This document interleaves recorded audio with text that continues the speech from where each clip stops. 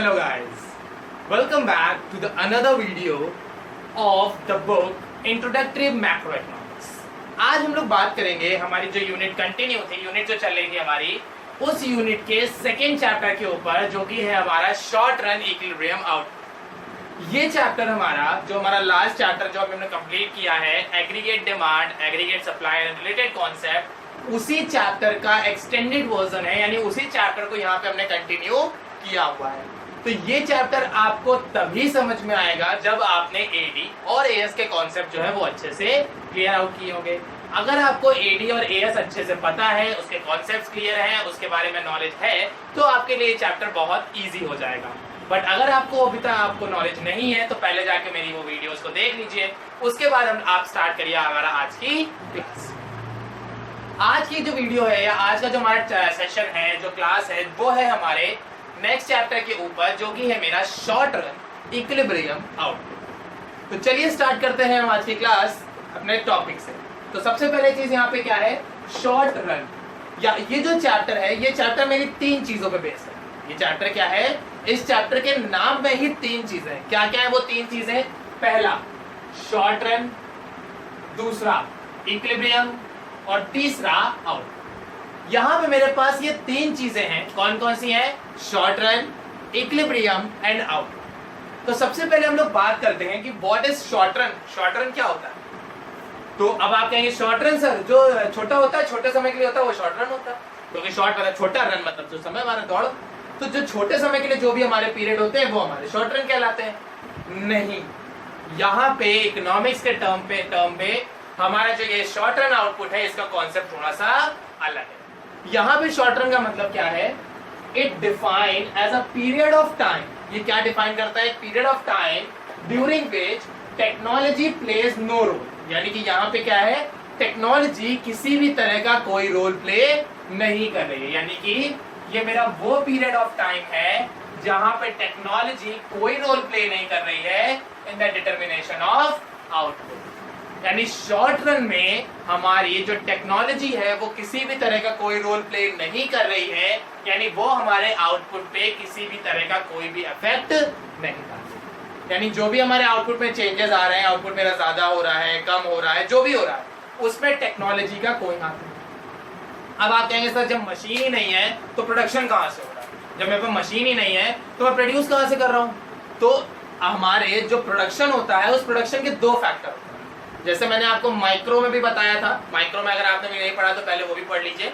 जैसे मैंने आपको माइक्रो में बताया था शॉर्ट रन में कि शॉर्ट टाइम के लिए अगर हमें बिजनेस 1 महीने 2 महीने के लिए करना है तो हम लोग मशीन्स नहीं खरीदते। जैसे आपने देखा होगा दिवाली के टाइम पे, होली के टाइम पे, दिवाली के टाइम पे लोग क्रैकर्स की दुकान लगा लेते हैं, होली के टाइम पे लोग कलर्स की दुकान लगा लेते हैं। तो क्या इन शॉप्स के लिए वो क्या कोई मशीन लगाते हैं कि मैं क्रैकर्स खुद बनाऊंगा या मैं कलर्स खुद बनाऊंगा?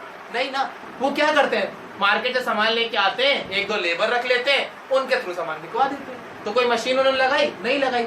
तो शॉर्ट रन के पीरियड में हम किसी भी तरह से मशीन में एक्सपेंसेस नहीं करते हैं, हम लोग लेबर्स पे डिपेंड होते हैं। ये मेरा माइक्रो में भी कॉन्सेप्ट था। यही सेम कॉन्सेप्ट मैंने आपको अपने क्या कहते हैं जो माइक्रो का लास्ट चैप्टर था उसमें भी बताया था। यही सेम कॉन्सेप्ट मैंने आपको आपके मैक्रो इकोनॉमिक्स में भी बताया था। और यही सेम कॉन्सेप्ट मेरा आज यहाँ पे भी कंटिन्यू हो रहा है कि मेरे शॉर्ट रन में टेक्नोलॉजी कोई रोल प्ले नहीं करती है। शॉर्ट रन में जो मेरा प्रोड्यूसर है वो जो भी चीजें प्रोड्यूस करता है वो सारी की सारी चीजें किस पे बेस होती है? वो सारी की सारी बेस करती है मेरे लेबर्स पे। लेबर एफिशिएंट है, प्रोडक्शन ज्यादा होगा। लेबर इनएफिशिएंट है, प्रोडक्शन कम होगा। बात समझ में आ गई? अगर आपके लेबर ज्यादा है, एफिशिएंट लेबर है, तो प्रोडक्शन ज्यादा होगा। बट अगर आपके लेबर एफिशिएंट नहीं है तो प्रोडक्शन आपका। बात समझ में आ गई? सेकेंड मेरा आता है इक्विलिब्रियम। इक्विलिब्रियम हमारी वो स्टेज होती है जहां पे हमारी जो भी चीजें हैं वो बैलेंस हो जाए। जहां पे भी मेरी बैलेंस सिचुएशन आती है या इक्वल सिचुएशन आती है, वो इक्वल या बैलेंस सिचुएशन को हम लोग बोलते हैं इक्विलिब्रियम। जैसे हम लोग ने क्या कहते हैं टीपीएमपी रिलेशन पढ़ा है, टीसीएमसी रिलेशन पढ़ा है, ठीक है। मार्केट इक्विलिब्रियम चैप्टर में डिमांड और सप्लाई को इक्वल करा देते था ना, हमारा demand is equal to supply वाला कॉन्सेप्ट था, वहां पे पॉइंट ऑफ इक्विलिब्रियम था। तो इक्विलिब्रियम का मतलब होता है जहां पे भी मेरे दो कॉन्सेप्ट, कोई भी दो कॉन्सेप्ट जब वो बैलेंस स्टेज में आ जाते हैं तो उसको हम लोग बोलते हैं इक्विलिब्रियम। नेक्स्ट मेरा आता है आउटपुट। आउटपुट का मतलब होता है जो भी चीजें हम प्रोड्यूस कर रहे हैं, जो भी गुड्स हम अपनी इकोनॉमी में बना रहे हैं, जो भी गुड्स एंड सर्विसेज अपनी इकोनॉमी में प्रोड्यूस कर रहे हैं, वो production of good and services मेरा कहलाता है आउटपुट। आउटपुट को हम लोग जीडीपी भी कह सकते हैं, क्योंकि जीडीपी क्या होता है, ग्रॉस डोमेस्टिक प्रोडक्ट, और ग्रॉस डोमेस्टिक प्रोडक्ट का बेस क्या होता है, जो भी प्रोडक्शन हम अपनी डोमेस्टिक इकोनॉमी में करते हैं वही प्रोडक्शन का एडिशन मेरा जीडीपी कहलाता है। तो या फिर आप इसको जीडीपी कह लो या आप इसको आउटपुट कह लो, बात यहाँ पे एक ही। तो ये तो था हमारे चैप्टर का कॉन्सेप्ट कि यहाँ पे हम लोग शॉर्ट रन इक्विलिब्रियम आउटपुट पढ़ेंगे, यानी छोटे समय पे कम समय में हम लोग कैसे अपने इक्विलिब्रियम को मैच कर सकते हैं, तब जब मेरी टेक्नोलॉजी कांस्टेंट है, यानी टेक्नोलॉजी में किसी भी तरह का चेंज नहीं। इतनी बात समझ में आ गई? आप पढ़ ले, आप समझते हैं इन चैप्टर्स को पढ़ने के पीछे रीजन क्या है, क्यों पढ़े भाई? सर आप कह रहे हैं पढ़ लो तो पढ़ लेते हैं, ना ना ना, ये बच्चा गलती नहीं करना ना। सर मार्क्स के लिए पढ़ ले, नहीं, मार्क्स के लिए भी नहीं पढ़ना है। ये चैप्टर जो है ना वो आप मेरे कहने पे पढ़ रहे हो, ना आप मार्क्स के लिए पढ़ रहे हो, ना आप सिलेबस के लिए पढ़ रहे हो। इस चैप्टर में आप ये समझोगे कि हमारी इकोनॉमी में अगर डिमांड ज्यादा होती है तो उसको कैसे करेक्ट करें, सप्लाई ज्यादा हो रही है उसको कैसे करेक्ट करें, सेविंग ज्यादा हो रही है उसको कैसे करेक्ट करें, इन्वेस्टमेंट ज्यादा हो रही है उसको कैसे करेक्ट करें, खर्चे ज्यादा हो रहे हैं उसको कैसे कम करें, इनकम ज्यादा हो रही है उसको कैसे बैलेंस करें।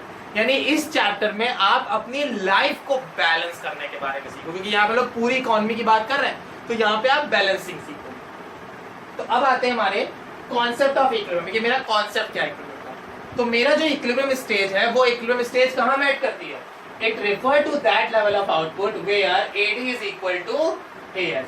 हमारी जो इक्विलिब्रियम कंडीशन है वो कहाँ पे आती है? जब मेरा AD is equal to AS हो जाता है। एडी इक्वल टू एएस का मतलब जब हमारे aggregate demand is equal to the aggregate supply हो जाती है, वो कंडीशन मेरी कहलाती है इक्विलिब्रियम आउटपुट। ठीक, अब आप कहेंगे सर ये बात नहीं समझ में आई कि जब इक्वल है तभी क्यों इक्विलिब्रियम आ रहा है ना, कि जब हमारी aggregate demand is equal to aggregate supply है तभी क्यों आ रहा है? तो हमारी, जैसे मैंने अभी कहा कि जब हमारी चीज कॉन्सेप्ट में बैलेंसिंग होती है तब बैलेंस होता है। तो जब हमारी डिमांड यानी हम जो खर्चा कर रहे हैं और जो हमारी इनकम है, जब वो बैलेंस हो, मतलब जितना कमा रहे हैं उतना ही खर्चा कर रहे हैं, ना इनकम ज्यादा है ना खर्चे ज्यादा है, जब मेरी इनकम और मेरे एक्सपेंडिचर दोनों बैलेंस स्टेज में होंगे तभी तो आप खुश होंगे हमेशा, है ना। जब या अगर आप मान लीजिए आपकी इनकम 100 रुपए, खर्चा आप 500 रुपए कर रहे हैं, तो क्या होगा? 400 रुपए उधार ला रहे हो, तो एक टाइम आएगा जब आपके पास इतना ज्यादा उधार हो जाएगा कि आपकी जिंदगी मुश्किल हो जाएगी। या ऐसा हो जाए कि आप कमा 100 रुपए रहे हो, खर्चा 20 रुपए कर रहे हो, तो 80 रुपए कहाँ जा रहा है? सेविंग में जा रहा है। और जब आपके जैसे 135 करोड़ या 100 करोड़ लोग 80 रुपए बचा लेंगे तो 8000 करोड़ रुपए बचा लिया गया। जी हाँ, कितना बचा लिया? 8000 करोड़। और ये तो सिर्फ 100 रुपए की फिगर थी, तो 8000 करोड़ हमारी इकोनॉमी से कम हो गया। तो भाई जाहिर सी बात है, जब इकोनॉमी में पैसा ही नहीं होगा तो चीजें महंगी हो जाएंगी, हो गई दिक्कत। तो आपका सेव किया हुआ पैसा, आपका छुपाया हुआ पैसा ही आपके लिए भारी पड़ जाता है। अब आप कहें सर सेविंग तो मतलब क्या सेविंग नहीं करें? सेविंग करें, बट सेविंग बैंक में, ठीक है ना। तो अगर क्वेश्चन आता है कि हमारा जो इक्विलिब्रियम है वो सिर्फ एडी और एएस पे ही क्यों मैच करता है, तो आप यहाँ पे बताओगे कि हमारा जो इक्विलिब्रियम पॉइंट है वो एडी और एएस पे इसलिए मैच करता है क्योंकि इस लेवल पे हमारी इकोनॉमी में प्लान्ड एक्सपेंडिचर और प्लान्ड जो जीडीपी होता है वो दोनों बैलेंस होते हैं, यानी हमारी इनकम और एक्सपेंडिचर हमारे बैलेंस होते हैं। इसी में बेस हमारा एक और अल्टरनेटिव इक्विलिब्रियम आउटपुट है, यानी कि एक और अल्टरनेटिव मेथड है, वो क्या है? अब जैसे हमारा एडी इक्वल टू एएस होता है, अब एडी में मेरे दो कंपोनेंट होते थे, मैंने आपको बताया था कि हमारी एडी जो है वो यहाँ इस चैप्टर में लास्ट जो चैप्टर था उसमें एडी के दो कंपोनेंट थे, सी और आई। तो हमारा एडी जो है वो दो पार्ट में डिवाइड हो गया, सी और आई। सेम उसी तरह एएस होता है, एएस के भी दो कंपोनेंट है, सी और एस। तो सी और आई और सी और एस ये मेरे एडी और एस के कंपोनेंट हो गए। अगर यहाँ पे हम लोग सी सी दोनों से कैंसिल कर दें तो ये क्या बन गया? I is equal to S. ये मेरा सेकेंड अल्टरनेटिव अप्रोच हो गया। तो इस चैप्टर में, इस पूरे चैप्टर में हम लोग दो अप्रोचेस पढ़ेंगे इक्विलिब्रियम के, AD equal AD and AS approach and SI approach. Aggregate demand is equal to the aggregate supply approach and saving is equal to the investment approach. ये दो अप्रोचेस होंगे जो हम लोग अब इस चैप्टर में पढ़ेंगे। अब पढ़ने से पहले कुछ कॉन्सेप्ट्स उनको थोड़ा सा क्लियर कर लेते हैं कि सबसे पहले एएस मेरी यहाँ पे क्या है। AS refer to the desired level of output. यहाँ पे क्या है, यहाँ पे डिजायर्ड वर्ड, ये सबसे मोस्ट इंपॉर्टेंट वर्ड है, सबसे मोस्ट इंपॉर्टेंट। एएस जो है, वो जो एएस है हमारी desired level of output in the economy, ये क्या है, यानी कि एएस में जो मेरा प्रोड्यूसर है वो डिजायर करता है, वो सोचता है, वो प्लान करता है। यहाँ पे देखो मैंने मेंशन किया हुआ है, वो प्लान करता है कि मुझे अपनी इकोनॉमी में कितने गुड्स की सप्लाई करनी है।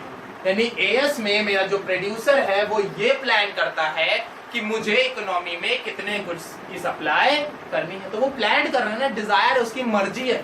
तो जब भी आपका प्लान होता है या डिजायर्ड होती है कोई चीज, तो उसको हम लोग बोलते हैं एक्स एंटे। क्या बोलते हैं, एक्स एंटे। क्या बोलते हैं, एक्स एंड। करते हैं आज की क्लास जो कि है हमारे AD and AS approach. AD and AS हमारा aggregate demand and aggregate supply होता है। इसकी कुछ ग्राफिकल रिप्रेजेंटेशन है एंड कुछ शेड्यूल्स है जिनके बेसिस पे हम आज इस क्लास चीजों को समझेंगे।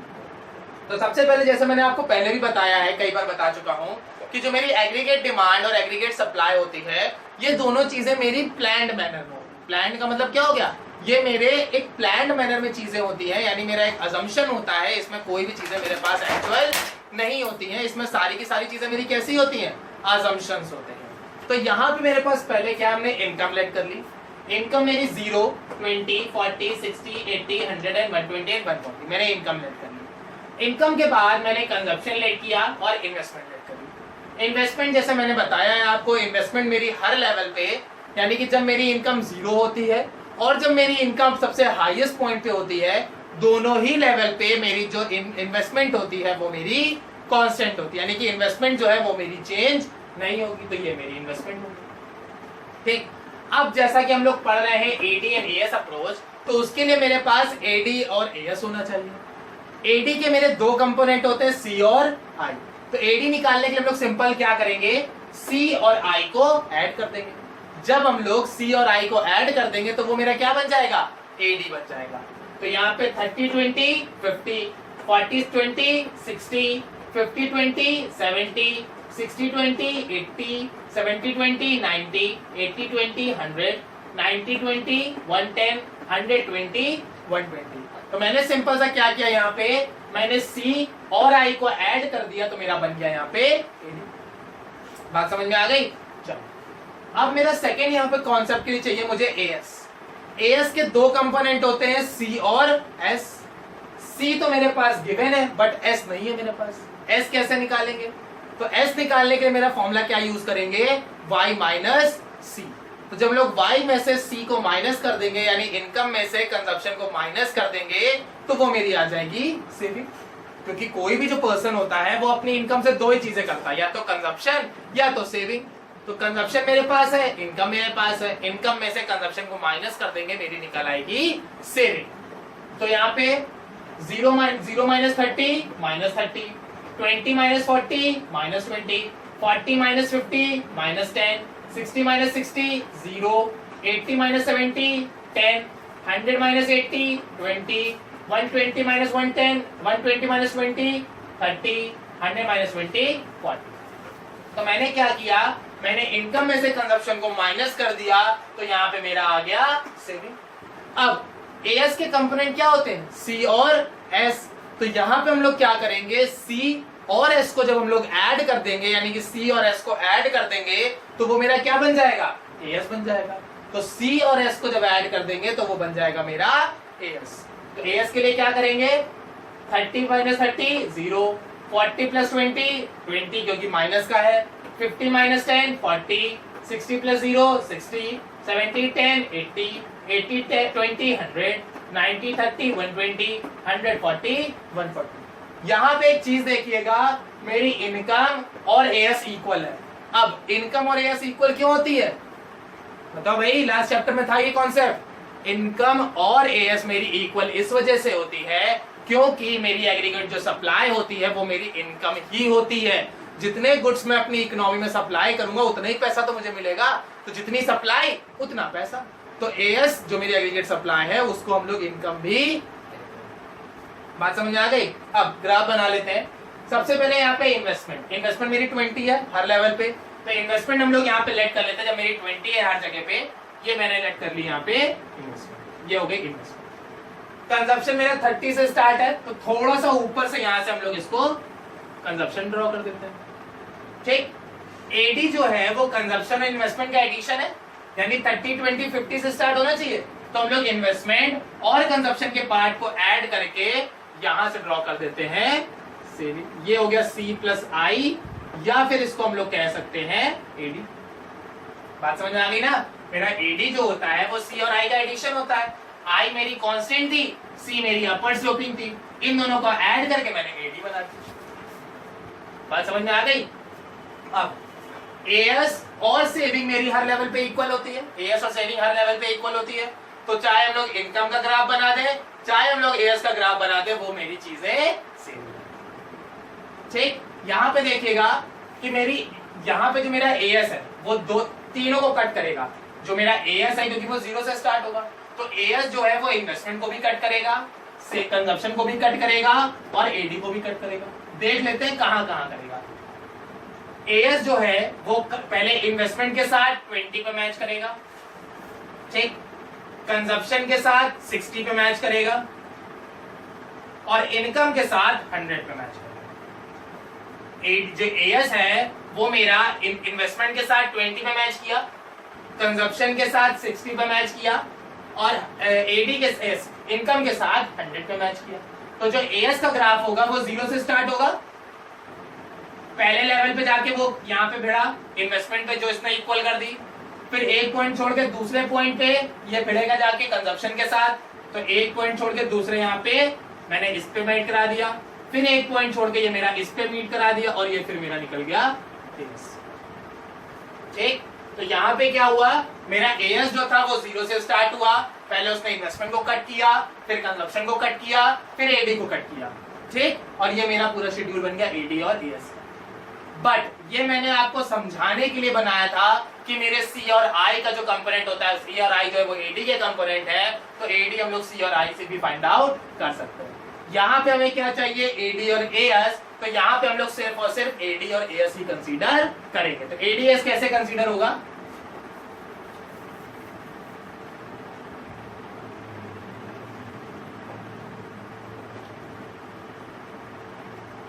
अब एडी मेरा कहां से शुरू है, 50 से शुरू है मेरा एडी। मैंने एडी शुरू किया यहाँ पे 50 से, ये हो गया मेरा एडी। इनकम में एएस शुरू है मेरी 0 से, एएस मैंने शुरू किया 0 से और ये इस तरह से पास हो गया। बात समझ में आ गई? अब यहाँ पे मेरी 3 कंडीशंस हैं। पहली कंडीशन ये है, ये कंडीशन जो है यहाँ पे AD is greater than AS है। फिर एक कंडीशन ये है जहां पे मेरा AD is equal to AS है। फिर एक कंडीशन मेरी ये है जहां पे AD is less than AS है। ये 3 कंडीशन है, पहली, दूसरी, तीसरी, ठीक। जैसा मैंने आप लोग को बताया कि हमारी जो इक्विलिब्रियम स्टेज होती है वो मेरी कौन सी होती है, AD is equal to AS, ये मेरी इक्विलिब्रियम स्टेज होती है।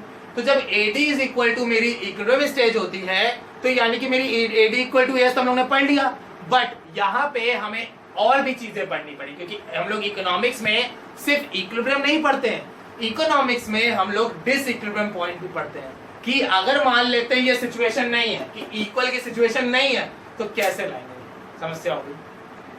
हमने ये तो बता दिया कि एडी इक्वल टू एएस होगा तो इक्विलिब्रियम पॉइंट हो जाएगा। In case AD equal to AS नहीं हुआ, अब क्या करेंगे? तो इसीलिए हम लोग इसका डिसइक्विलिब्रियम पॉइंट भी पढ़ते हैं। तो पहला डिसइक्विलिब्रियम पॉइंट मेरा यहाँ पे क्या है कि जब मेरी aggregate demand is greater than aggregate supply. की पहली मेरी कंडीशन क्या है, AD is greater than AS. तो जब मेरी यहाँ पे AD is greater than AS है, यानी कि demand is greater than supply है, डिमांड ज्यादा है और सप्लाई कम है, यानी कि मार्केट में जो कंज्यूमर है वो डिमांड ज्यादा कर रहा है बट प्रोड्यूसर सप्लाई नहीं कर पा रहा है। तो जब मार्केट में डिमांड ज्यादा है और प्रोड्यूसर सप्लाई नहीं कर पा रहा है, तो क्या करेंगे? माइक्रो में जब डिमांड ज्यादा होती थी तो हम लोग क्या करते थे? जब डिमांड बहुत ज्यादा हो जाती थी तो हम लोग डिमांड सही कैसे करते थे?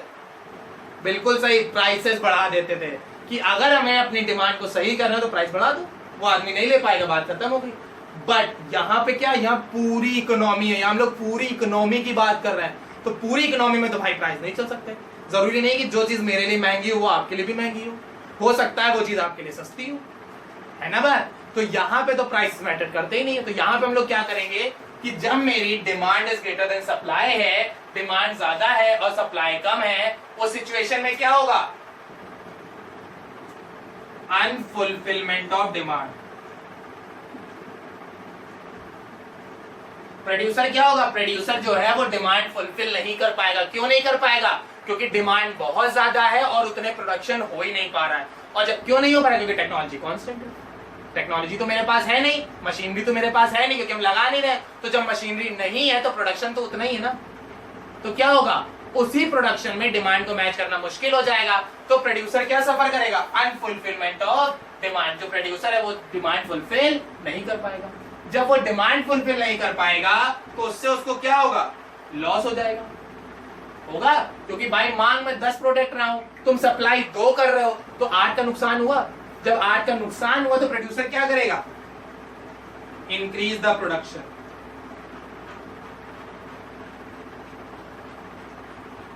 क्या होगा, प्रोडक्शन इंक्रीज हो जाएगा। कैसे इंक्रीज हो जाएगा, लेबर्स बढ़ा के। हम लोग यहाँ पे लेबर इंक्रीज कर देंगे, या अगर लेबर है तो उनकी एफिशिएंसी इंक्रीज कर देंगे, उनको ट्रेनिंग देंगे, उनको सिखाएंगे, उनको बताएंगे कि वो सीखें कैसे ज्यादा काम किया जाता है। तो जब प्रोडक्शन ज्यादा होगा तो सप्लाई ज्यादा होगी, सप्लाई ज्यादा होगी तो एडी और एएस मेरा। तो अगर यहाँ पे एडी ज्यादा है, एएस कम है, यानी कि सब प्रोड्यूसर को नुकसान हो रहा है, तो प्रोड्यूसर कैसे एडी को मैच करेगा, प्रोडक्शन बढ़ा देगा। और जैसे ही मेरा जो प्रोड्यूसर है वो प्रोडक्शन इंक्रीज कर देगा, प्रोडक्शन इंक्रीज करते ही मेरा जो एग्रीगेट सप्लाई है वो एग्रीगेट डिमांड को पकड़ लेगा, और जैसे ही वो उसको पकड़ेगा दोनों फिर से, जैसे यहाँ पे देखो एग्रीगेट डिमांड ज्यादा है, एग्रीगेट सप्लाई बहुत कम है, लेकिन क्या हुआ, मैंने धीमे धीमे लेबर को सिखाया कि भाई प्रोडक्शन करो, प्रोडक्शन करो, प्रोडक्शन करो, प्रोडक्शन करो। तो देखो धीमे धीमे धीमे धीमे गैप कम हुआ, कम हुआ, कम हुआ, कम हुआ, और एक टाइम आया जब मेरा यहाँ पे क्या हुआ, जो मेरे लेबर्स थे उन्होंने एग्रीगेट डिमांड को पकड़ लिया, और अब एग्रीगेट डिमांड और एग्रीगेट सप्लाई दोनों इक्वल है। ठीक, मेरे लेबर ने कहा रुक, डिमांड यही रुकेगी।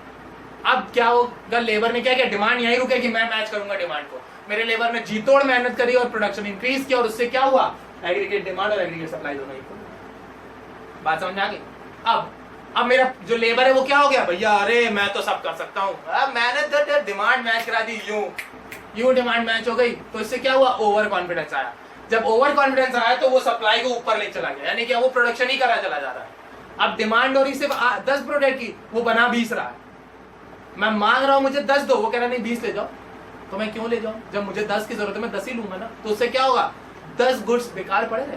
तो यहाँ पे क्या होगा, सेकेंड केस में, जब मेरा सेकेंड केस आ गया, यहाँ पे सप्लाई ज्यादा है, तो यहाँ पे क्या होगा, supply is greater then demand.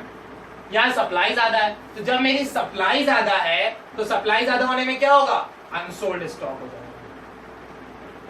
Unsold stock का मतलब क्या हो गया, सामान बिकेगा ही नहीं, क्योंकि भाई जब मैं 10 मांग रहा हूं, तुमने 20 बना दिए, तो क्या होगा, 10 बेकार ही पड़ रहेंगे।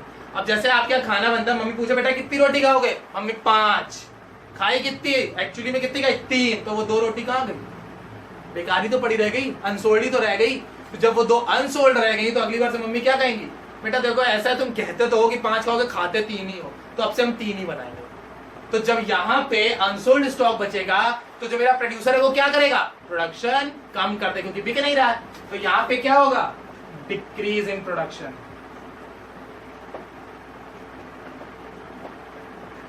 और जैसे ही मेरा प्रोडक्शन डिक्रीज होगा तो क्या होगा, मेरी एग्रीगेट सप्लाई धीमे धीमे धीमे धीमे नीचे आती जाएगी, और वो उस लेवल पे आ जाएगी जब ये दोनों फिर से इक्वल हो जाएंगे। ठीक, देखो यहाँ पे देखो है ना, ये मेरा गैप बढ़ रहा है, और गैप बढ़ते बढ़ते बढ़ते बढ़ते एक टाइम आएगा जब मेरी एग्रीगेट सप्लाई और एग्रीगेट डिमांड फिर से इक्वल। बात समझ में आया। तो अगर आपकी एग्रीगेट डिमांड ज्यादा है तो आप प्रोडक्शन इंक्रीज कर दोगे, क्योंकि आपको डिमांड को मैच करना है। और अगर आपकी एग्रीगेट सप्लाई ज्यादा है, यानी कि प्रोडक्शन पहले से ही ज्यादा है, तो आप प्रोडक्शन को कम कर दोगे। और जैसे ही आपने प्रोडक्शन को कम करा तो ऐसे ही क्या होगा, मैच हो जाएगा। बात समझ। Concept SNI approach.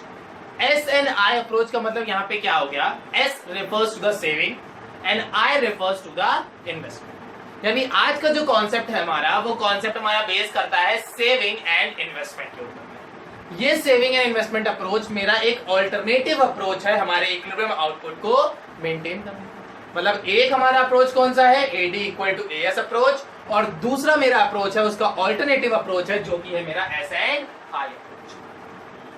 इस अप्रोच में भी सेम एज इट इज जैसे हमने AD और AS में शेड्यूल बनाया था, सेम उसी तरह हम लोग यहाँ पे भी शेड्यूल बनाएंगे, जिस शेड्यूल में मेरे पास इनकम और कंजप्शन यहाँ पे दिए गए होंगे। तो सबसे पहले हम इनकम लेट कर लेंगे। तो इनकम हमने यहाँ पे लेट कर लिया 0 से लेके 140 तक, जिसमें 20-20 का चेंज होगा। यानी कि मेरी इनकम का जो शेड्यूल होगा वो कैसा होगा, 0, 20, 40, 60, 100, 120 एंड 140। ये मैंने यहाँ पे इनकम कंसीडर किया। नेक्स्ट मेरा यहाँ पे हम लोग बात करेंगे मेरे कंजप्शन की। तो कंजप्शन मेरा यहाँ पे क्या लेंगे हम लोग, कंजप्शन की जो स्टार्टिंग मैंने करी है वो मैंने करी है यहाँ पे 30 से। कंजप्शन का जो रेट होगा वो मेरे इनकम के रेट से थोड़ा सा कम होगा। तो जब यहाँ पे मेरा 20-20 का चेंज है तो कंजप्शन में मैंने यहाँ पे लिया है 10 का चेंज। मतलब इनकम में चेंज 20 का है और कंजप्शन में चेंज हमारा 10 का है। तो यहाँ पे क्या हो गया, 30 से मैंने स्टार्टिंग करी है, 10-10 का चेंज आ रहा है, यानी 30 plus 10 40, 40 plus 10 50, 50 plus 10 60, 60 plus 10 70, 70 plus 10 80, 80 plus 10 90 and 90 plus 10 100। जैसा कि मैं आपको पहले भी बता चुका हूं और हमारे लास्ट चैप्टर में भी आपने पढ़ा था, हमारी जो इन्वेस्टमेंट होती है वो इन्वेस्टमेंट हमारे हर लेवल ऑफ आउटपुट पे कांस्टेंट होती है। मतलब कि हम इनकम चाहे 0 अर्न कर रहे हो, चाहे इनकम 100 अर्न कर रहे हो, चाहे इनकम 1000 अर्न कर रहे हो या फिर लाख अर्न कर रहे हो, मतलब मेरी इनकम कुछ भी हो, whatever the income it is, but our investment should be constant. मतलब मेरी इनकम चाहे जो भी हो जाए, जो कुछ भी हो जाए मेरी इनकम, बट मेरी इन्वेस्टमेंट कैसी होगी, कांस्टेंट होगी। मेरी इन्वेस्टमेंट कैसी होगी, कांस्टेंट होगी। तो यहाँ पे मैंने अपनी इन्वेस्टमेंट को लेट कर लिया कांस्टेंट 20 लेट कर लिया।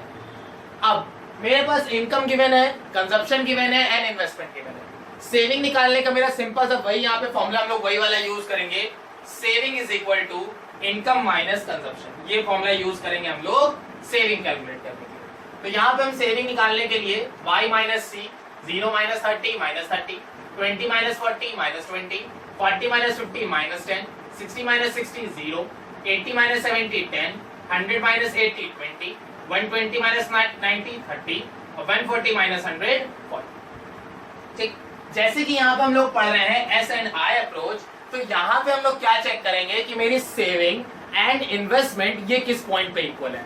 तो सेविंग और इन्वेस्टमेंट जिस पॉइंट पे इक्वल है वो है मेरा ये,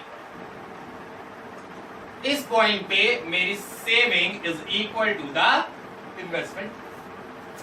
इसके ऊपर के ये जो पॉइंट है सारे के सारे, यहां पे मेरा क्या है, investment is greater then saving. ये जो नीचे के 2 पॉइंट है यहाँ पे क्या है, saving is greater then investment. ठीक, तो अब यहाँ पे हम लोग एक शेड्यूल कर्व बना लेंगे। कर्व कैसा होगा, y एक्सिस पे सेविंग एंड x एक्सिस पे इनकम। अब इन्वेस्टमेंट जैसे आप सभी को पता है कि इन्वेस्टमेंट मेरी कैसी होती है, कांस्टेंट होती है। इन्वेस्टमेंट में तो कोई चेंज है नहीं, तो इन्वेस्टमेंट मैंने यहाँ पे 20 का लेट करके सब में कांस्टेंट कर दी। तो मेरा इन्वेस्टमेंट का ग्राफ कैसा हो गया, कांस्टेंट हो गया। सेविंग जो है वो मेरी -30 से स्टार्ट हुई है, तो इसलिए मैंने इसको नेगेटिव से स्टार्ट किया। तो सेविंग का ग्राफ जो है वो नेगेटिवली स्टार्ट होगा, क्योंकि इनिशियल स्टेज में मेरी सेविंग कैसी होती है, नेगेटिव होती है। तो यहाँ पे मैंने सेविंग को नेगेटिवली स्टार्ट किया और ये मेरा कट करते हुए निकलेगा पहले मेरे उसको, मेरे एक्स एक्सिस को, जब मेरी सेविंग यहाँ पे 0 हो जाएगी। यानी जब मेरी सेविंग 0 हो जाएगी तो मेरा क्या होगा, वो यहाँ पे कट करेगा एक्स एक्सिस को। उसके बाद जब मेरी सेविंग और इन्वेस्टमेंट इक्वल हो जाएगी तो ये मेरा एक पॉइंट है E, यहाँ पे मैच कर जाएगा। और ये जो पॉइंट है, इस पॉइंट को हम लोग बोलेंगे saving is equal to investment और इक्विलिब्रियम पॉइंट। क्या बोलेंगे, इक्विलिब्रियम पॉइंट। इसके पहले का जो मेरा ये वाला पूरा एरिया है, ये जो मैंने एरिया यहाँ पे बनाया हुआ है, इस एरिया में देखिए क्या है, इन्वेस्टमेंट ज्यादा है और सेविंग नेगेटिव है। यानी यहाँ पे investment is greater then saving. ये मेरी पहली डिसइक्विलिब्रियम कंडीशन है। ये जो मेरा पूरा एरिया है, यहाँ पे देखिए सेविंग ज्यादा है और इन्वेस्टमेंट कम है। तो ये जो मेरा पॉइंट हो गया, यहाँ पे saving is greater then investment, ये मेरा सेकेंड स्टेज। ठीक, तो अब क्वेश्चन आता है कि सर ये जो मेरा सेविंग और इन्वेस्टमेंट है, मेरा इक्विलिब्रियम लेवल जो है वो यहीं पे क्यों मैच कर रहा है? मतलब saving is equal to investment है, तभी क्यों इक्विलिब्रियम हो रहा है, बाकी जगह क्यों नहीं हो रहा है? तो इक्विलिब्रियम का मतलब होता है बैलेंसिंग, जो मैं आपको कई बार बता चुका हूं, पहले की भी वीडियो में और आज की भी वीडियो में आपको समझाता हूं। इक्विलिब्रियम का मतलब होता है बैलेंस मेंटेन करना, यानी कि बैलेंस रखना चीजों के बीच में। तो जहां पे भी मेरी दो कोई भी कॉन्सेप्ट मेरे बैलेंस हो जाएंगे, इक्वल हो जाएंगे, वो बैलेंसिंग सिचुएशन या वो पॉइंट मेरा कहलाएगा पॉइंट ऑफ इक्विलिब्रियम। अब जैसे कि मेरा इकोनॉमिक्स है, यहाँ पे जरूरी नहीं है कि हर समय मेरे पॉइंट ऑफ इक्विलिब्रियम मैच करें, तो पॉइंट ऑफ इक्विलिब्रियम मैच करने से पहले और मैच करने के बाद की भी कंडीशंस हम लोग पढ़ लेते हैं कि अगर पॉइंट ऑफ इक्विलिब्रियम नहीं मिल रहा है तो उसके पहले क्या था, और अगर मिल गया है तो इसके बाद आगे क्या होगा। तो इसके लिए मेरी दो कंडीशंस आती हैं जिसको हम लोग डिसइक्विलिब्रियम कंडीशंस भी कहते हैं। कौन कौन सी कंडीशंस है? मेरी दो कंडीशंस आती हैं जिनको हम लोग डिसइक्विलिब्रियम कंडीशन कहते हैं। पहली है I is greater then S, यानी investment is greater then saving, और दूसरा है saving is greater then investment. कौन कौन से हैं? पहला है investment is greater then saving, और दूसरा saving is greater then investment. बात समझ में आ गई? जैसे पहला यहाँ पे इन्वेस्टमेंट जो है वो सेविंग से ज्यादा है, या अब इन्वेस्टमेंट कौन करता है? याद है कुछ? इन्वेस्टमेंट कौन करता है? हाँ, प्रोड्यूसर करता है। कौन करता है? प्रोड्यूसर करता है। तो जो मेरा इन्वेस्टमेंट है वो कौन करता है? प्रोड्यूसर करता है। और जो सेविंग है वो कौन करता है? हाउस होल्ड वाला कर रहा है। यानी कि यहाँ पे क्या हो रहा है, जो मेरा पहला वाला केस है, उस केस में मेरा जो इन्वेस्टर है यानी कि जो प्रोड्यूसर है वो इन्वेस्टमेंट ज्यादा कर रहा है। इन्वेस्टमेंट ज्यादा करने का मतलब पैसा ज्यादा नहीं लगाना, यहाँ पे इन्वेस्टमेंट का मतलब आपके प्रोडक्शन से है, यानी कि जो मेरा प्रोड्यूसर है वो प्रोडक्शन ज्यादा कर रहा है। जब वो प्रोडक्शन ज्यादा कर रहा है तो क्या होगा? मोर प्रोडक्शन मोर इनकम, क्योंकि भाई जितने ज्यादा गुड्स होंगे उतना ही ज्यादा पैसा तो आएगा। मोर गुड्स मोर इनकम, और जितनी ज्यादा इनकम होगी सेविंग भी उतनी ज्यादा हो जाएगी। जब यहाँ पे भी देखिए, जब आप 40 रुपए कमा रहे थे तो सेविंग -10 थी, जब आप 80 रुपए कमा रहे थे तो सेविंग 10 थी। मतलब जब 80 रुपए कमा रहे हो तो सेविंग कितनी है? 10 की। और वहीं जब 140 रुपए कमा रहे हो तो सेविंग 40 की हो गई। तो क्या हुआ? जब मेरी इनकम बढ़ी तो मेरी सेविंग भी तो बढ़ गई ना। तो यहाँ पे क्या होगा, मेरा जो ये पहले वाली कंडीशन है, यहाँ पे मोर प्रोडक्शन होगा, क्योंकि जब इन्वेस्टमेंट ज्यादा है तो इन्वेस्टमेंट ज्यादा होने से क्या होगा? प्रोडक्शन ज्यादा हो जाएगा। प्रोडक्शन ज्यादा होगा तो मोर प्रोडक्शन होगा, तो इनकम भी ज्यादा होगी, मोर इनकम। जब इनकम ज्यादा होगी तो जाहिर सी बात है मेरी सेविंग ज्यादा हो जाएगी, मोर सेविंग। और जैसे ही मेरी सेविंग ज्यादा होना शुरू होगी वो मेरे इन्वेस्टमेंट को मैच कर जाएगी। ठीक, तो क्या होगा यहाँ पे? जैसे जैसे मेरी सेविंग बढ़ती जाएगी, यहाँ पे देखिए, जैसे पहले मेरी सेविंग कितनी थी? 0, तब मैच नहीं कर रही थी। फिर सेविंग हो गई 10, अभी भी मैच नहीं कर रही। फिर सेविंग हो गई 20, मैच कर गई ना। तो क्या होगा, जब आपकी इन्वेस्टमेंट सेविंग से ज्यादा होगी, उस केस में प्रोड्यूसर जो है वो आउटपुट ज्यादा प्लान कर रहा है, वो ज्यादा आउटपुट प्रोड्यूस कर रहा है। और अगर मेरा प्रोड्यूसर प्रोडक्शन ज्यादा करेगा तो क्या होगा? उसको इनकम भी ज्यादा मिलेगी, और जब उसको इनकम ज्यादा मिलेगी तो वो सेविंग भी ज्यादा करेगा। और जैसे ही उसने सेविंग बढ़ाना शुरू किया तो क्या होगा? मेरे सेविंग और इन्वेस्टमेंट दोनों इक्वल आ जाएंगे। बात समझ में आ गई? अब सेकेंड कंडीशन मेरी कौन सी है? Saving is greater then investment. यहाँ पे क्या हो रहा है कि जो मेरा हाउस होल्ड सेक्टर वो पैसा बचा के रख ले रहा है, वो पैसा छपा के अपनी जेब में रखा हुआ, ये लो छुपा लिया मैंने पैसा, मैं दूंगा ही, ये मेरा पैसा मैं नहीं दे रहा। तो जब आपका जो हाउस होल्ड सेक्टर है अगर वो सेविंग ज्यादा कर रहा होगा तो सेविंग का मतलब क्या हो गया? वो खर्चा ही नहीं कर रहा है। अगर आपके पास 100 रुपए हैं और आप पूरे 100 रुपए जेब में छुपा के रख लो, खर्चा कितना किया? 0। आपने कुछ भी खर्चा नहीं किया। तो क्या होगा, जब आप मार्केट में इकोनॉमी में कुछ खर्चा ही नहीं कर रहे हो, कुछ एक्सपेंसेस ही नहीं कर रहे हो, यानी आप डिमांड ही नहीं कर रहे हो, क्योंकि खर्चा नहीं करना इज इक्वल टू डिमांड नहीं करना। और अगर आप डिमांड नहीं कर रहे हो तो क्या प्रोड्यूसर बनाएगा? अगर आप डिमांड ही ना करो, आप मांगो ही ना, तो क्या प्रोड्यूसर बना के देगा?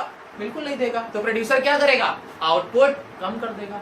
और जैसे ही उसने प्रोडक्शन कम किया तो less production less income, less income less saving. और जैसे ही सेविंग मेरी लेस होगी, सेविंग यहाँ कम होना शुरू हो जाएगी, और एक पॉइंट आएगा जब मेरी सेविंग और इन्वेस्टमेंट इक्वल हो जाएगी। तो यहाँ पे क्या होगा, जब मेरी सेविंग ज्यादा होगी, सेविंग ज्यादा होने से क्या होगा? Less expenditure. सेविंग ज्यादा होने से क्या होगा? यहाँ पे लेस एक्सपेंडिचर। एक्सपेंडिचर होगा तो लेसर आउटपुट प्लान। जब भाई आप खर्चा ही नहीं कर रहे हो, आप खर्चा ही नहीं करना चाहते हो, तो आप प्रोड्यूसर बनाएगा भी नहीं, और जब प्रोड्यूसर नहीं बनाएगा, लेसर आउटपुट होगा, तो उससे आपकी इनकम क्या हो जाएगी? Lesser income. और लेसर इनकम से क्या हो जाएगा? Lesser saving. यानी कि यहाँ पे चीजें मेरी क्या हो गई कि जब आपका सेविंग ज्यादा होगा तो वहां पे क्या होगा? हम खर्चा नहीं कर रहे हैं, और जब हम खर्चा नहीं कर रहे हैं, कंजप्शन ही नहीं कर रहे हैं, डिमांड ही नहीं कर रहे हैं, तो उस केस में क्या होगा? प्रोड्यूसर बनाएगा ही नहीं, क्योंकि भाई जब तुम डिमांड ही नहीं कर रहे हो, तुम कुछ बनाना ही नहीं चाह रहे हो, तो प्रोड्यूसर बनाएगा भी नहीं, और जब प्रोड्यूसर कुछ प्रोड्यूस ही नहीं करेगा तो उसको इनकम नहीं होगी, और जब उसको इनकम नहीं होगी तो फिर सेविंग भी नहीं होगी। अब यहाँ पे ये कंफ्यूज मत होना, सेविंग जो है वो हमारा हाउस होल्ड भी कर रहा है और प्रोड्यूसर भी कर रहा है, क्योंकि यहाँ हम पूरी इकोनॉमी की बात कर रहे हैं, यहाँ किसी इंडिविजुअल को लेके मत सोचना, यहाँ इकोनॉमी है, पूरा पूरा देश चल रहा है यहाँ पे। तो अगर एक पर्सन सेविंग कर रहा है और दूसरा नहीं कर रहा तो डजंट मैटर, क्योंकि पूरी इकोनॉमी की बात हो रही तो कोई ना कोई तो कर ही रहा हो। तो वही चीज यहाँ पे है कि मेरा आई एंड एस अप्रोच में दो डिसइक्विलिब्रियम कंडीशन होती है। पहली I is greater than S, दूसरी S is greater than I, या इसको I is less than S भी बोल सकते हैं। इन्वेस्टमेंट ज्यादा होगी तो इन्वेस्टमेंट ज्यादा तो प्रोडक्शन ज्यादा, प्रोडक्शन ज्यादा तो इनकम ज्यादा, इनकम ज्यादा तो ऑटोमेटिकली सेविंग आप ज्यादा करोगे। और सेकेंड कंडीशन में अगर आप पहले से ही सेविंग कर रहे हो, यानी आप खर्चा नहीं कर रहे हो, और जब आप खर्चा नहीं कर रहे हो, एक्सपेंडिचर नहीं कर रहे हो, तो क्या होगा? प्रोड्यूसर प्लान नहीं करेगा बनाने के लिए, और जब वो प्लान ही नहीं करेगा, यानी कि गुड्स प्रोड्यूस ही नहीं करेगा, तो उसको इनकम नहीं होगी, और जब उसको इनकम नहीं होगी तो क्या होगा? सेविंग अपने आप कम हो जाएगी, और जैसे ही मेरी सेविंग कम होगी, ये दोनों मेरे फिर से इक्वल हो जाएंगे। टॉपिक का नाम है वो है इन्वेस्टमेंट मल्टीप्लायर। इन्वेस्टमेंट मल्टीप्लायर, ये दो वर्ड है। तो सबसे पहले जानते हैं कि इन्वेस्टमेंट क्या है। इन्वेस्टमेंट का मतलब होता है वो अमाउंट जो हम किसी भी चीज पे लगा रहे हैं फॉर द अर्निंग पर्पस, यानी कि कुछ कमाने के लिए, कुछ पैसा अर्न करने के लिए जो पैसा हम खर्चा कर रहे हैं, वो पैसा मेरा कहलाता है इन्वेस्टमेंट। जो मैंने खर्चा किया, जो कमाया है वो नहीं, जो मैंने खर्चा किया है उस चीज पे, या जो मैंने अमाउंट उस पे इन्वेस्ट लगाया है, उसको हम लोग बोलते हैं इन्वेस्टमेंट। जैसे फॉर एग्जांपल आपने क्या किया, आपने देखा कि इस टाइम पे हमारे मार्केट में क्या चल रहा है कि शेयर मार्केट करते हैं, ठीक है, हम लोग शेयर मार्केट में पैसा लगाते हैं। आपने क्या किया, रिलायंस कंपनी के 500 शेयर्स खरीद लिए, 10 रुपए के हिसाब से आपने 500 शेयर्स खरीद लिए, तो आपने कितना अमाउंट उसमें लगाया, कितना अमाउंट इन्वेस्ट किया? 5000 रुपए। तो ये जो 5000 रुपए आपने लगाया, ये किस लिए लगाया? For the earning purpose. तो जब भी हम कोई पैसा किसी भी बिजनेस प्लान पे, किसी भी शेयर्स में, किसी भी प्रोडक्ट में लगाते हैं, तो वो पैसा मेरा कहलाता है इन्वेस्टमेंट। क्या है? जो भी पैसा हम अपने किसी इनकम पर्पस के लिए कहीं पे लगाते हैं, एक्सपेंसेस करते हैं, वो पैसा कहलाता है इन्वेस्टमेंट। अब यहाँ पे वर्ड है मेरा, यहाँ पे मल्टीप्लायर। क्या वर्ड है हमारा यहाँ पे? मल्टीप्लायर। तो मल्टीप्लायर मेरा क्या होता है? मल्टीप्लायर का मतलब होता है जिस रेट से वो मल्टीप्लाई हो रहा है, यानी कि जिस रेट से वो मल्टीप्लाई हो रहा है, जैसे 5000 लगाए तो वो 5000 कितनी जल्दी 5500 बनते हैं, या वो 5000 कितनी जल्दी 6000 बनते हैं, या वो 5000 कितनी जल्दी 10000 बनते हैं। तो जितनी जल्दी, जितने कम टाइम में मेरी इन्वेस्टमेंट जो है वो बढ़ रही है, उस रेट को हम लोग बोलते हैं मल्टीप्लाई। ठीक, तो इसका कॉन्सेप्ट क्या कहता है? कॉन्सेप्ट जान लेते हैं इसका।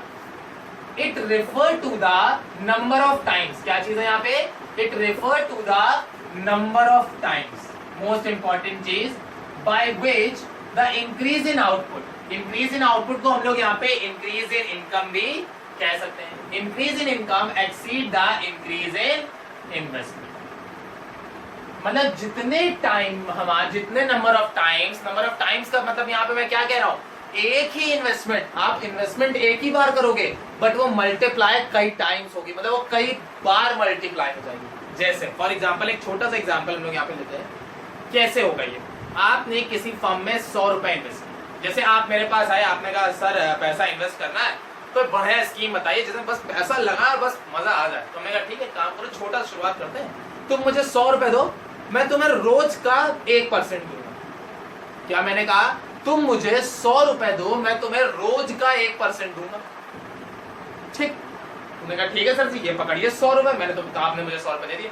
अब आपने मुझे 100 रुपए दिए, अगले दिन वो कितने हो जाएंगे? 100 रुपए का 1% कितना हो गया? 101 रुपए। उसके अगले दिन कितना हो जाएगा 101 का 1%, यानी कि 1 रुपए 1 पैसे, तो वो मेरा हो गया 102 रुपए 1 पैसे। फिर मैंने उसका 1% निकाला, वो और बढ़ता जाएगा। मतलब यहाँ पे क्या होगा, मेरा जो अमाउंट है वो अमाउंट और प्रिंसिपल और इंटरेस्ट जोड़ के रोज बनेगा। जैसे कंपाउंड इंटरेस्ट होता है ना, इंटरेस्ट पे इंटरेस्ट मुझे मिलता जाएगा। जैसे एक एग्जांपल यहाँ पे ले लेते हैं, फॉर एग्जांपल एक छोटा सा एग्जांपल लेते हैं। मैंने 100 रुपए इन्वेस्ट किए 10% के रेट। एक मिनट, इसका एग्जांपल मैं आपको बताता हूँ, थोड़ा पहले कॉन्सेप्ट समझ लेते हैं, फिर इसको अच्छे से एक्सप्लेन करूंगा। यहाँ पे नंबर ऑफ टाइम्स, यानी जितने नंबर ऑफ टाइम्स मेरी जो इनकम है वो बढ़ रही है, किस वजह से? इन्वेस्टमेंट की वजह से। इन्वेस्टमेंट की वजह से जितनी ज्यादा मेरी इनकम बढ़ रही है, उस रेशियो को या उस नंबर ऑफ टाइम्स को या उस रेट को हम लोग बोलते हैं यहाँ पे इन्वेस्टमेंट मल्टीप्लायर। इन्वेस्टमेंट मल्टीप्लायर का जो फॉर्मूला होता है वो क्या होता है? K is equal to delta Y upon delta I. Formula क्या होता है? डेल्टा वाई यानी कि change in income, delta I यानी चेंज इन इन्वेस्टमेंट। यानी कि मेरा जो मल्टीप्लायर है वो दो चीजों पे बेस है, इनकम और इन्वेस्टमेंट पे। और बेसिकली वो जो बेस करता है वो करता है मेरी इन्वेस्टमेंट पे। जितना ज्यादा इन्वेस्टमेंट होगा उतना ज्यादा मेरी इनकम होगी। जितना ज्यादा आप इन्वेस्ट करेंगे, आपकी इन्वेस्टमेंट जितनी ज्यादा होगी, आपका इनकम भी उतना ज्यादा हो जाएगा। वही चीज K का मतलब होता है मल्टीप्लायर। इन्वेस्टमेंट मल्टीप्लायर को हम लोग बोलते हैं K। डेल्टा वाई को बोलते हैं चेंज इन आउटपुट या फिर चेंज इन इनकम। डेल्टा आई को बोलते हैं चेंज इन इन्वेस्टमेंट। ठीक, तो फॉर्मूला मेरा क्या बन जाता है?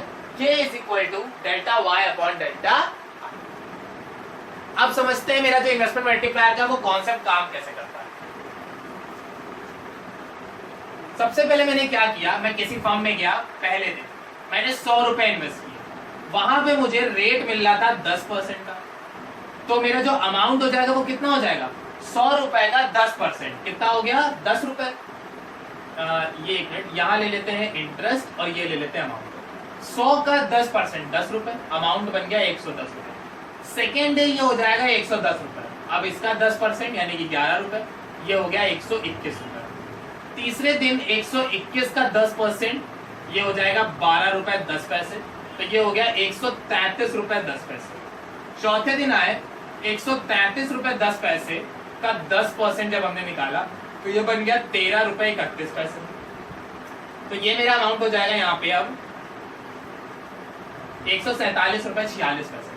यानी कि आप देख रहे हैं यहाँ क्या हो रहा है, मैंने इन्वेस्टमेंट एक ही बार करी। मैंने क्या किया, सिर्फ पहले दिन मैंने 100 रुपए जाके दिए हैं। अब क्या हो रहा है, अब मेरी जो इन्वेस्टमेंट है वो बढ़ती जा रही है बार बार। मैं इन्वेस्ट नहीं कर रहा हूँ, मैंने इन्वेस्टमेंट नहीं करी, मैंने इन्वेस्टमेंट सिर्फ एक ही बार करी थी। बट अब मेरी इन्वेस्टमेंट क्या हुआ, पहले 10% से बढ़ी तो 10% इंक्रीज हुई, फिर दूसरी बार फिर 10% से बढ़ गई, फिर मैंने आगे कंटिन्यू किया, फिर 10% से बढ़ गई, फिर मैंने कंटिन्यू किया, फिर 10% से बढ़ गई। तो यानी कि मेरी जो इन्वेस्टमेंट है यहाँ पे नंबर ऑफ टाइम्स बढ़ रही है। नंबर ऑफ टाइम्स का मतलब क्या हो गया, एक ही इन्वेस्टमेंट है मेरी, एक ही बार मैंने इन्वेस्ट किया है और वो मल्टीपल टाइम्स मेरी बढ़ती जा रही है। तो जब मैंने 100 रुपए इन्वेस्ट किया मुझे 110 रुपए मिला, 10 रुपए यार मल्टीप्लाई हो गया। फिर मैंने 110 इन्वेस्ट किया, मुझे 121 रुपए मिला। तो देखिए यहाँ क्या हुआ, मेरा एक्चुअल अमाउंट तो 100 ही रुपए था ना, मैंने एक्चुअली में तो 100 ही रुपए इन्वेस्ट किया था। ये तो मेरी इनकम थी जो यहाँ पे मेरी 10 रुपए बढ़ के 110 मेरी हो गई थी। 100 रुपए मेरा इन्वेस्टमेंट, 10 रुपए मेरी एक्स्ट्रा इंटरेस्ट, टोटल 110 हो गया। फिर मैंने यही 110 लगा दिया, अब मुझे 121 मिल गया। फिर मैंने 121 लगा दिए तो मुझे 133 रुपए मिल गया।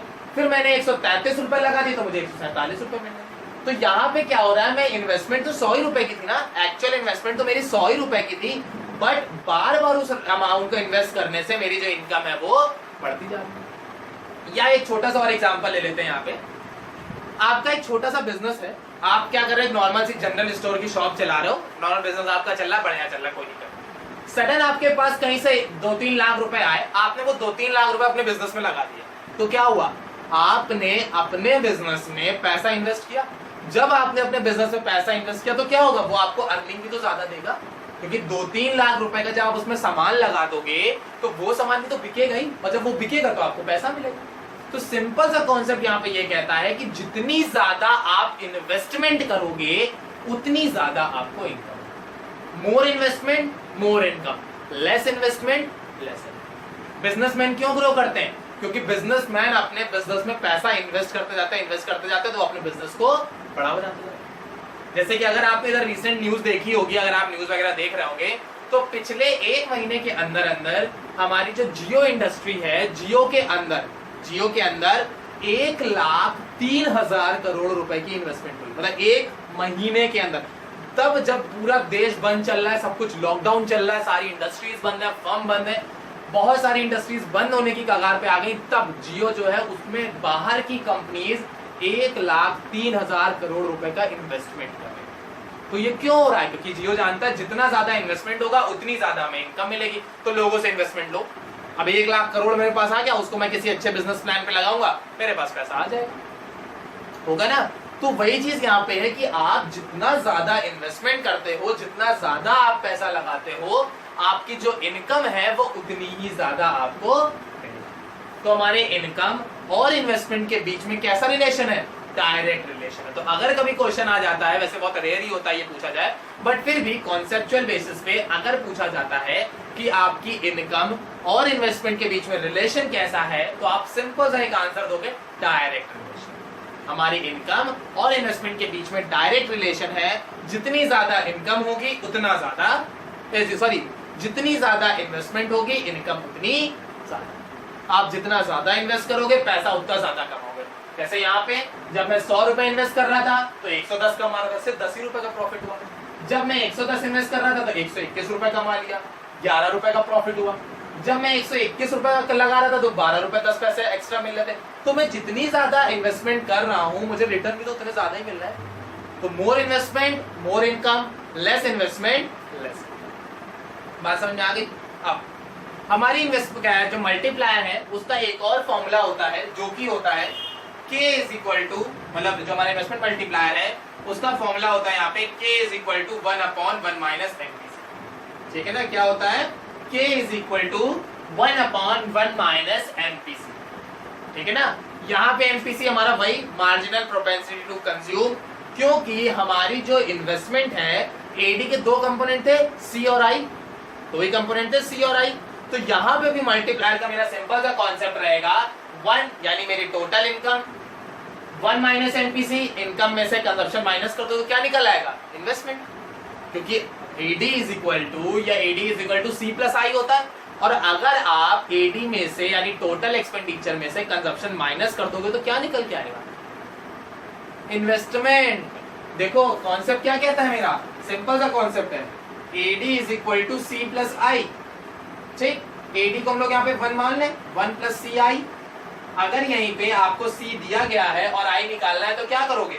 I is equal to 1 minus C। आ गया?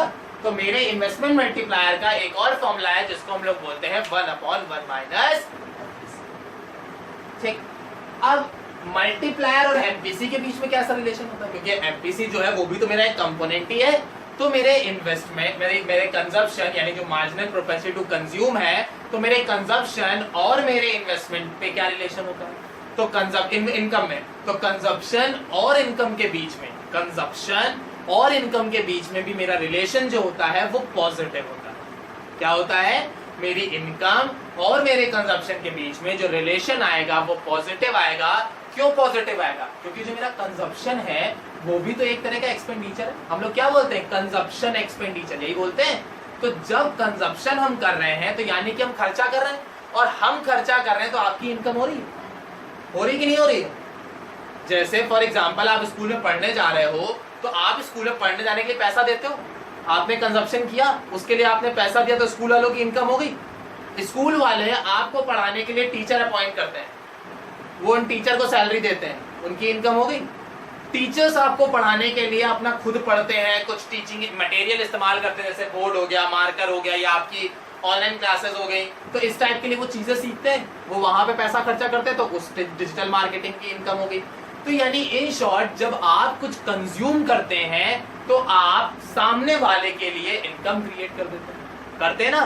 तो वही चीज यहाँ पे है कि मेरे इनकम और इन्वेस्टमेंट के बीच में भी रिलेशन कैसा होता है?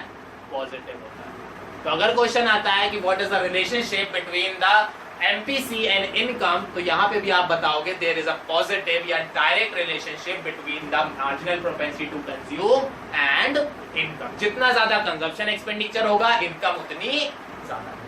कैसे? इसको हम लोग बोलते हैं मल्टीप्लायर प्रोसेस। मतलब कैसे मल्टीप्लाई होता है? सबसे पहले चेंज इन इन्वेस्टमेंट। क्या हुआ? हमने इन्वेस्टमेंट में चेंज किया। पहले हम लोग 100 रुपए खर्चा कर रहे थे, अब हम लोग 130 कर रहे हैं। या फिर एक एग्जांपल ले लेते हैं, 150 रुपए खर्चा कर रहे हैं। पहले हम कितना खर्चा कर रहे थे? 100 रुपए खर्चा कर रहे थे। अब कितना खर्चा कर रहे हैं? 150 रुपए खर्चा कर रहे हैं। तो चेंज इन इन्वेस्टमेंट कितने का आया? 50 रुपए का। क्योंकि पहले कितना था? 100, अब कितना हो गया? 150। तो 100 पहले था, अब 150 हो गया, तो चेंजमेंट कितने का आया? 50 का आया। और जब चेंजमेंट 50 का आया है तो चेंज इन इन्वेस्टमेंट कितनी हो गई? 50। जब आपने 50 रुपए ज्यादा खर्चा किए हैं तो क्या होगा? चेंज इन इनकम, आपकी जो इनकम है वो भी तो 50 से बढ़ गई। क्योंकि जब आप 100 रुपए खर्चा कर रहे थे तो आपको 110 मिल रहे थे। अब जब आपने 150 रुपए खर्चा किए हैं, 15 रुपए इंटरेस्ट के साथ, आपका 165 रुपए हो गया। तो पहले 100 लगा के 110 कमा रहे थे, अब 150 लगा के 165 कमा रहे हो। ज्यादा कमा रहे हो। तो जब ज्यादा कमा रहे हो तो इन्वेस्टमेंट ज्यादा, तो चेंज इन इनकम ज्यादा। इनकम ज्यादा होगी तो आप क्या करोगे? कंजप्शन ज्यादा करोगे। क्योंकि भाई जब पैसा ज्यादा आएगा तो कंजप्शन भी तो ज्यादा होगा ना। पहले हम लोग कम कमाते हैं तो जरूरतें कम होती है, जब ज्यादा कमाने लगते हैं तो जरूरतें ज्यादा हो जाती हैं, जब बहुत ज्यादा कमाने लगते हैं तो जरूरतें बहुत ज्यादा हो जाती हैं। जब आप छोटे होते तो कीपैड फोन से काम चल जाता है, थोड़े बड़े होते तो छोटा सा एंड्रॉइड फोन मिल जाए, और बड़े होते हैं तो आपको 6-6 इंच वाले मोबाइल फोन चाहिए, और ज्यादा पैसा कमाने लगे तो हमें ब्रांडेड फोन चाहिए, आईफोन चाहिए, महंगे महंगे सैमसंग के गैजेट चाहिए, वन प्लस चाहिए, मतलब महंगे गैजेट चाहिए आपको। कहने का मतलब ये थे, आप बहुत ज्यादा पैसा कमाने लगे तो आप उन्हीं गैजेट्स में स्पेसिफिकेशंस की डिमांड ज्यादा करने लग जाते हैं। तो क्या है, जैसा जैसे इनकम बढ़ रही है कंजप्शन भी तो बढ़ रहा है। और वो जो कंजप्शन है वो क्या है? सामने वाले की इनकम है। अगर आप किसी मोबाइल वाले के यहाँ से जाके मोबाइल खरीद रहे हो तो मोबाइल वाले की इनकम होगी। अगर आप किसी गारमेंट स्टोर वाले के यहाँ जाके गारमेंट्स खरीद रहे हो तो वो उसकी इनकम होगी। अगर आप किसी रेस्टोरेंट में जाके खाना खा रहे हो तो वो उसकी इनकम होगी। तो आपका कंजप्शन किसी ना किसी के लिए तो इनकम होगा। तो जब आप कंजप्शन ज्यादा करोगे तो जो सामने वाले की इनकम है वो भी ज्यादा होगी। तो मेरा मल्टीप्लायर प्रोसेस कैसे चलता है?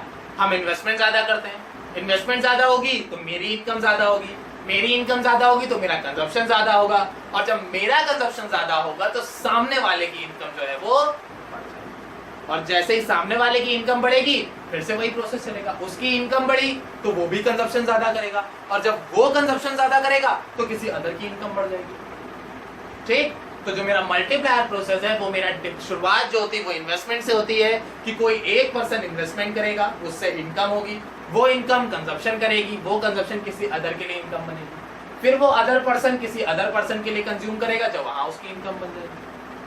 समझ में आया? तो इन्वेस्टमेंट मल्टीप्लायर हमारा एक छोटा सा कॉन्सेप्ट है जिसमें हम लोग कुछ इन्वेस्टमेंट करते हैं, और इन्वेस्टमेंट करके जो हमें इनकम रिसीव होती है वो इनकम मेरी कहलाती है इन्वेस्टमेंट मल्टीप्लायर। यहाँ पे हम लोग जो फॉर्मूला यूज करते हैं वो delta Y upon delta I करते हैं, यानी कि मेरी इनकम और इन्वेस्टमेंट में चेंज कितने का है। टोटल नहीं लेते यहाँ पे क्या लेते हैं? चेंज इन इन्वेस्टमेंट की वजह से मेरा इनकम में कितना चेंज आ रहा है। जैसे यहाँ पे मैंने 100 से 150 कर दिया, मैंने क्या किया, मेरी इन्वेस्टमेंट पहले कितनी थी? 100, अब इन्वेस्टमेंट कितनी हो गई? 150, तो चेंज इन इन्वेस्टमेंट कितना हुआ? 50 रुपए का। तो यहाँ चेंज इन इन्वेस्टमेंट में हम लोग वैल्यू रख देंगे 50 रुपए। अब पहले मेरी इनकम कितने की हो रही थी? 10 रुपए की, अब इनकम कितने की हो रही है? 15 रुपए की। तो यहाँ पे चेंज कितने का आया? 5 रुपए का। अब इसको हम लोग सॉल्व कर देंगे, जब सॉल्व कर देंगे तो वो मेरा आ जाएगा इन्वेस्टमेंट मल्टीप्लायर। देखिए कितना आया? 0 हटा पॉइंट आया, यानी कि 0.1। ये 0.1 वैल्यू में है। जब आप इसको परसेंटेज में कन्वर्ट करेंगे तो क्या करेंगे? 0.1 इंटू 100, तो ये कितना हो गया? 10% आ गई। तो इन्वेस्टमेंट मल्टीप्लायर की वैल्यू कितनी आई? जो यहाँ पे मेरा रेट आ गया ना। तो इन्वेस्टमेंट मल्टीप्लायर हमारा वही रेट होता है जिस रेट पे मेरी इन्वेस्टमेंट जो है वो मल्टीप्लाई होती है। और इस इन्वेस्टमेंट मल्टीप्लायर कर्व निकालने के लिए सिंपल से 2 फॉर्मूले हैं। पहला, change in income upon change in invest